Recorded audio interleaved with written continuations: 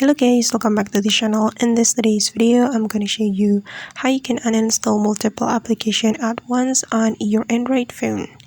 Alright guys, first of all, open your Android home screen. Then you can select the application that you want to uninstall. And for example, I'm going to uninstall my Google Sheets application. So we can tap and hold on the Google Sheets application like this. Then you can click on select. And you're going to select another application that you want to uninstall on your Android phone. And I'm going to go with Telegram. Then I'm going to select this application as well. Then we just need to click on uninstall. Then you will get this question. Then you just need to click on OK.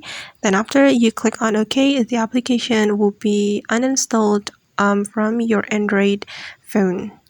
Alright guys, and that's how we can uninstall multiple applications on Android phone. I hope this tutorial will be useful for you.